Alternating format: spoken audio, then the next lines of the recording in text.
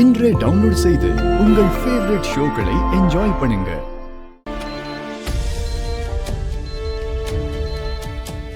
இந்த மெடிசன் என்ன டோஸ் கொடுக்குறீங்க? 45 ml தான் சார் கொடுக்குறோம். ஓகே, அது அப்படியே கண்டினியூ பண்ணுங்க. Okay sir. Okay doctor, yes, அம்மாக்கு ஏதாவது இம்ப்ரூவ்மெண்ட் இருக்கா? இப்போ வரைக்கும் பெரிய சேஞ்சஸ் எதுவும் இல்லைம்மா. கான்ஷியஸ் எப்போ வரும் டாக்டர்? கொஞ்சம் ரிப்போர்ட்ஸ் எல்லாம் பார்க்கணும். ஒரு ½ அன் ஹவர்ல என் கேபினுக்கு வாங்க. Okay doctor. ஓகே.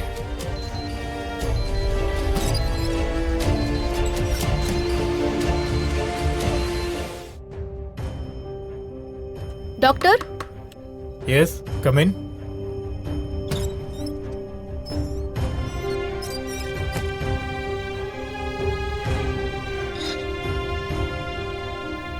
டாக்டர், இப்போதாம்மா நான் ரிப்போர்ட்ஸ் எல்லாம் பார்த்தேன். இந்நேரம் கான்ஷியஸ் வந்திருக்கணும். ஆனா இப்போ வரைக்கும் எந்த இம்ப்ரூவ்மெண்ட்டும் இல்லாம தான் இருக்கு. ஆல்ரெடி உங்க அம்மாவுக்கு ஹார்ட்ல பிளாக் இருக்குல்ல? ஆமா டாக்டர். ஓகே.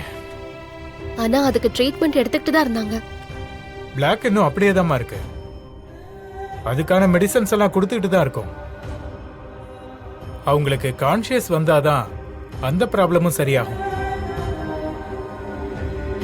இப்போ விஷயம் என்னன்னா, அவங்களுக்கு இங்க வச்சு ட்ரீட்மெண்ட் கொடுக்கணும்னா மெடிசன்ஸ், ரூம் சார்ஜ், மற்ற ப்ரொசீஜர்ஸ்க்கெல்லாம் சேர்த்து பர் வீக் 25,000 ஆகும். அதுவும் கவர்மெண்ட் கொடுக்குற ஸ்கீம் எல்லாம் அப்ளை பண்ணதுக்கு அப்புறமா இவ்வளோ அமௌண்ட் வருது. அதெல்லாம் இல்லாம இருந்திருந்தா உங்களுக்கு 80,000க்கு மேல வந்திருக்குமா? ஆனா இதுவே உங்களால கட்ட முடியுமான்னு தெரியல. அப்படி முடியாதுன்னா நீங்க கவர்மெண்ட் ஹாஸ்பிட்டல் கூட்டு போய் அவங்களுக்கு ட்ரீட்மெண்ட் பார்த்துக்கலாம். அங்க நல்லா தான் பார்ப்பாங்க. அப்படி இல்லைன்னா வீட்லயே வச்சு கூட பார்த்துக்கலாமா? ஒரு ஹவுஸ் நர்ஸ் கூட நான் அப்பாயிண்ட் பண்றேன். இல்ல டாக்டர், என் அம்மா சீக்கிரமா சரியாயிடுவாங்க. எனக்கு அந்த நம்பிக்கை இருக்கு.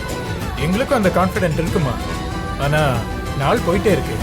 உங்க அம்மாவை நீங்க மட்டும் தான் பார்த்துட்டு இருக்கீங்கன்னு சொன்னாங்க. செலவு பார்த்துக்க உங்களுக்கு கஷ்டமா இருக்குமேனு தான் நான் உங்களுக்கு சொல்றேன். அத பத்தி எனக்கு எந்த கவலையும் இல்ல டாக்டர். அவங்க இங்கேயே இருக்கட்டும். அவங்களுக்கு என்ன ட்ரீட்மெண்ட் கொடுக்கணுமோ அதை நீங்க கொடுங்க. அவங்களுக்கு கான்ஷியஸ் வந்ததுக்கு அப்புறமா தான் நான் இங்க இருந்து அவங்கள கூட்டிட்டு போவேன். அதுக்கு எவ்வளவு செலவானாலும் பரவாயில்ல. நான் எப்படியாவது கஷ்டப்பட்டு கட்டிடுவேன். சரிம்மா, உனக்கு எதுவும் சிரமம் இருக்கக்கூடாதுன்னு தான் நான் சொன்னேன். ஆனா உங்க டிசிஷன் இதுதான்னா அவங்க இங்கேயே இருக்கட்டும். உங்க அம்மாவுக்கு சீக்கிரமே கான்ஷியஸ் வந்துடும். எங்களால முடிஞ்ச வரைக்கும் எங்க வேலையை செய்யறோம். Thanks doctor.